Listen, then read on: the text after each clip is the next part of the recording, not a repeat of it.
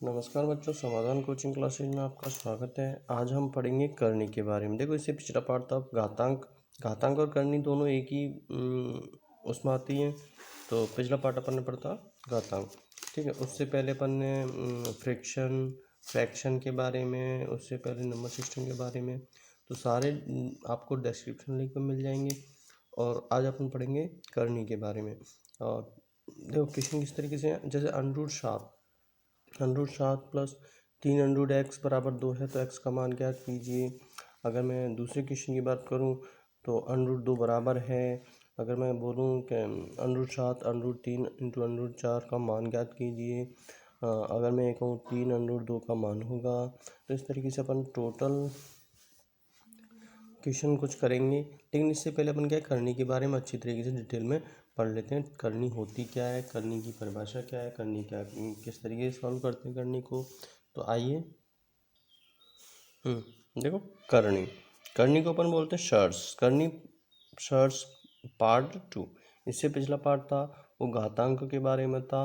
अगला पार्ट जो आएगा उसमें टॉप के 50 क्वेश्चन आएंगे। देखना ना भूलिए, इसलिए आप चैनल को सब्सक्राइब तथा लाइक और शेयर जरूर करें।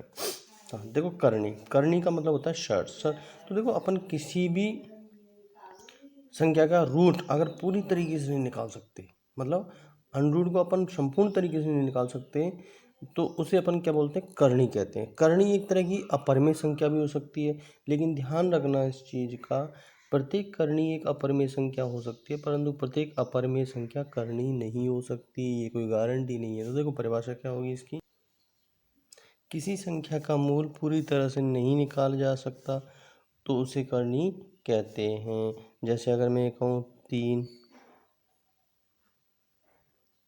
4, तो इसका आंसर होगा 4 की घात, ये आगे 3 है तो 1/3 होगा। अगर मैं ये कहूँ क्या 5, तो इसका आंसर होगा 5 1/4 होगा, ठीक है। अब इसके अंदर जो यहाँ है, जैसे इसको इस तरीके से लिख सकता हूँ, n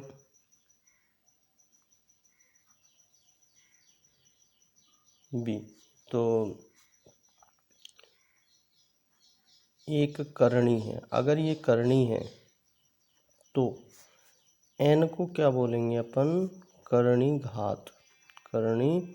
घात व एक क्या हो जाएगा, करनी गत। ध्यान रखना इस चीज़ का, n को क्या बोलेंगे, करनी घात, और एक क्या हो जाएगा, करनी गत।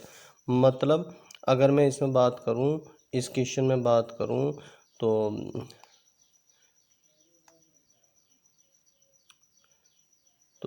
इसमें क्या हो जाएगा, 1/4 तो क्या हो जाएगा, करनी घात हो जाएगा, और करनी गत क्या हो जाएगा, करनी घात हो जाएगा 5। मतलब अपन 4 को अपन क्या बोल देंगे, करनी घात बोल देंगे। अब क्वेश्चन के इसके कुछ रूल है वो देखेंगे।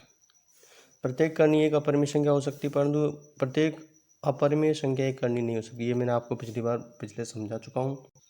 अब देखो, करनी की बात करेंगे तो करनी 2 प्रकार की होती है। एक तो सजातीय करनी, और दूसरा क्या है, विजातीय करनी, ठीक है। हाँ, सजातीय करनी का मतलब जिनकी करनी घात और करनीगत संख्याएं समान हो तो वे क्या कहलाते हैं, सजातीय करनी कहलाती हैं। जैसे अगर मैं बात करूं 6√5 व 7√5, तो देखो इसमें क्या है, क्या समान है इसमें,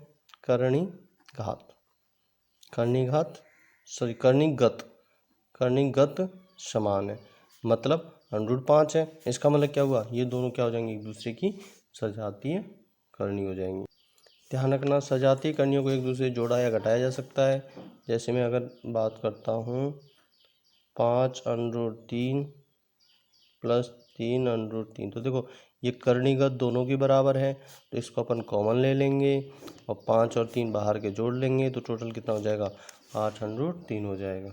इसके विपरीत करनी विजातीय करनी में जिनकी करणीघात और करणीगत संख्याएं अलग हों तो विजातीय करनी संख्याएं कहलाती हैं। जैसे अगर मैं कहूँ 4√2 व 3√3 विजातीय है। क्यों विजातीय भैया? क्योंकि इसमें देखो √2 है, इसमें √3 है, तो ये दोनों विजातीय हो जाएंगे। विजातीय करणियों को एक दूसरे से जोड़ा या घटाया नहीं जा सकता। जैसे अगर मैं कहूँ 4√2 प्लस 3√3 तो इनका कोई आंसर नहीं आएगा, यही इसका आंसर होगा। एक ध्यान रखना, जब करणिका समान हो तो ही उनको एक साथ गुणा या भाग कर सकते हैं। यदि करणिका समान नहीं है तो गुणा या भाग नहीं कर सकते हैं। अगला है संयोगी करनी। संयोगी करनी का मतलब होता है जिसमें एक ऋणात्मक और एक धनात्मक हो लेकिन दिखने में समान हो। दो द्विपद करनी जो धनात्मक ऋणात्मक चिन्हों में हो वे संयोगी करनी कहलाती। जैसे अगर मैं ये कहूँ √4 √2 प्लस √3, तो अगर मैं इसको सॉल्व करूँगा इसका संयुग्मी क्या होगा? संयुग्मी होगा √2 माइनस के √3। तो देखो है सेम एक जैसे, लेकिन बीच का जो माइनस है वो दोनों में अलग अलग है, एक का प्लस है एक का माइनस है। ये क्या कहलाएंगे? संयुग्मी करनी कहलाएंगे। अब देखो करणीघात आ गई तो परिमेयकरण अपन पढ़ेंगे। परिमेयकरण अगर नीचे वर्गमूल आ जाए तो अपन क्या करते हैं, अंश और हर में उसी वर्गमूल का दोनों में गुणा कर देते हैं, जिससे वो सॉल्व हो जाता है, नीचे से हटके ऊपर चला जाता है वर्गमूल। अर्थात जब संख्या के हर में वर्गमूल वाली संख्या हो तो उससे किसी अन्य संख्या से गुणा करके अन्य तरीके से व्यवस्थित किया जाता है, वर्गमूल अंश में चला जाए तो परिमेयकरण कहलाता है। जैसे अगर मैं कहूँ √2, तो अब इसको क्या करेंगे अपन, √2 इंटू √2 का दोनों ऊपर नीचे भाग देंगे, गुणा करेंगे। तो √2 का 1 से गुणा होगा √2 हो जाएगा, √2 का √2 से होगा √4 हो जाएगा।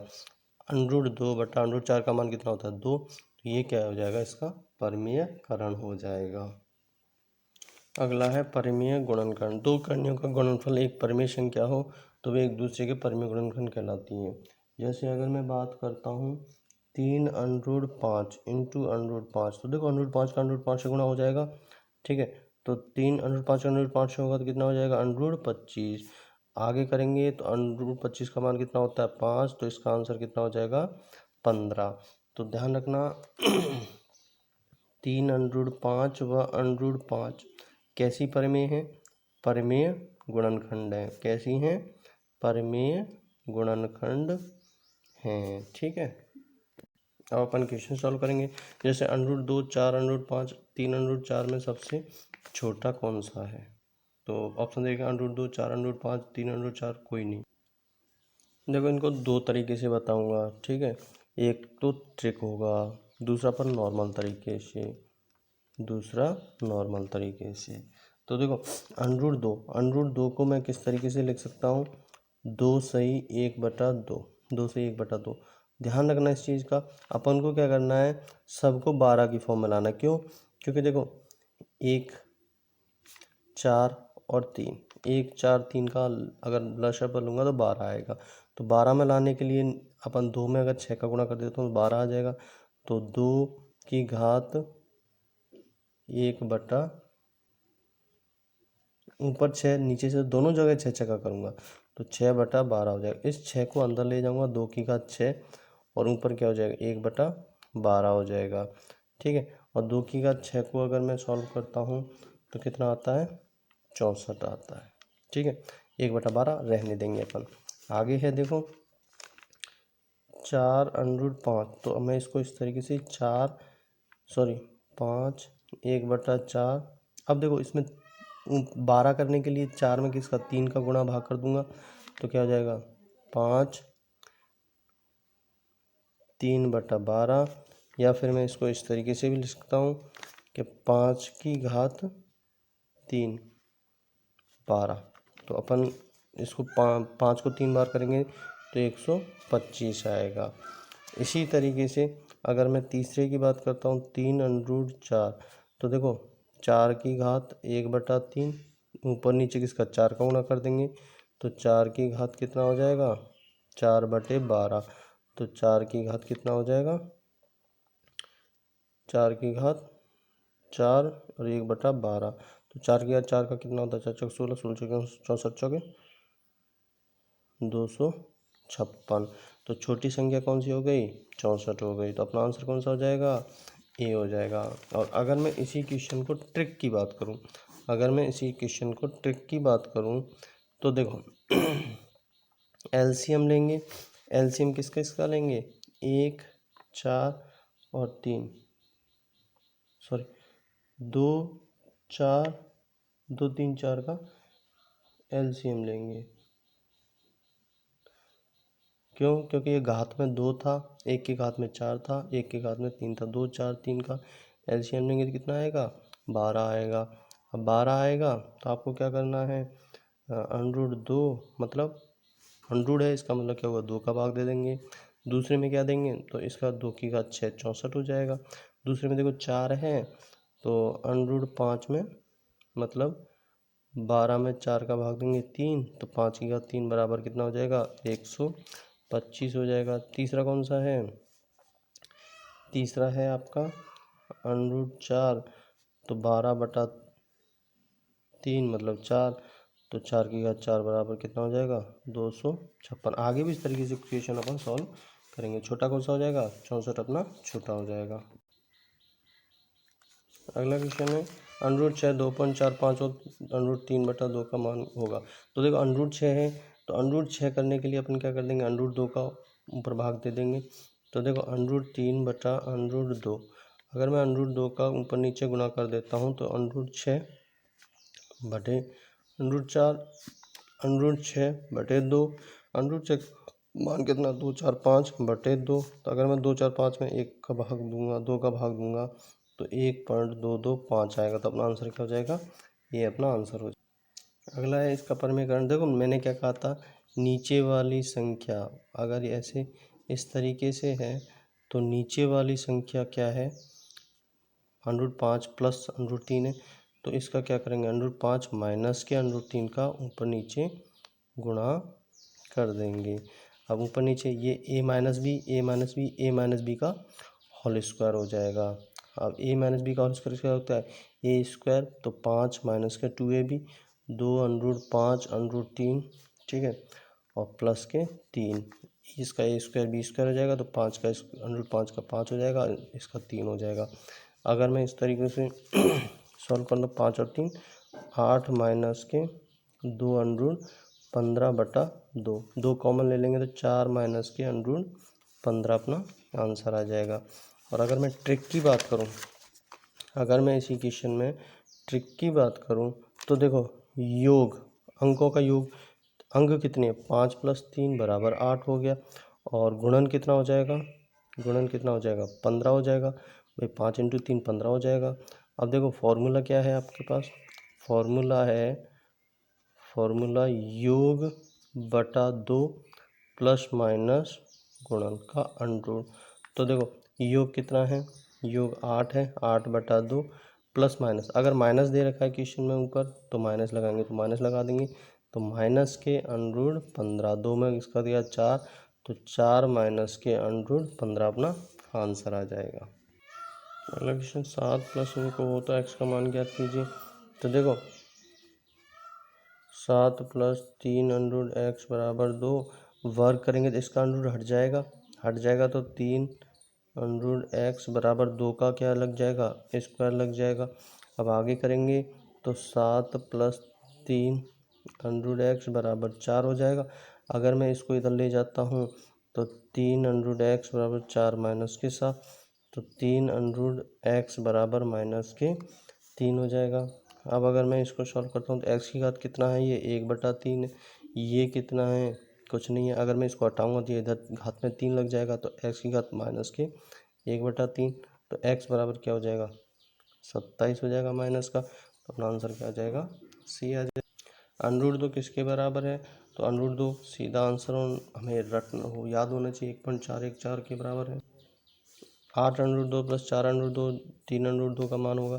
तो देखो ये क्या है आपके करणी, √2 बराबर है, तो 8 √2 4 √2 3 √2, तो 8 × 4 12 और 3 15 √2, तो अपना आंसर क्या हो जाएगा, सी अपना आंसर हो जाएगा।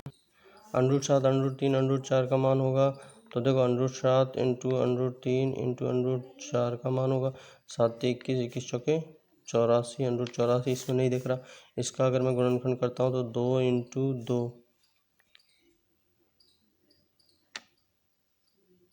2 इंटू 2 इंटू 3 इंटू 7 होगा।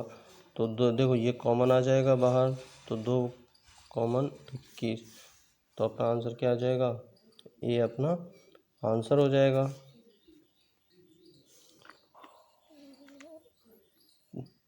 3√2 का मान होगा तो 2 की घात क्या हो जाएगा, 1/3 हो जाएगा। बी अपना आंसर हो जाएगा। 3 4 का मान होगा तो ध्यान रखना इसकी चीज़ का। देखो ये अगर मैं इसका ये करता हूँ तो इसका आंसर कितना होता है, 1/3। लेकिन इसकी भी घात अगर 3 लगी हुई है तो क्या हो जाएगा, इंटू 3। ठीक है, तो क्या हो जाएगा 3 इसका, सॉरी अंदर 4 है ना, तो 4 इसका क्या हो जाएगा, आंसर हो जाएगा।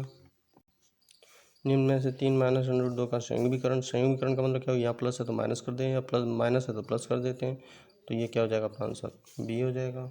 इस तरीके से अपन क्वेश्चन सॉल्व करेंगे।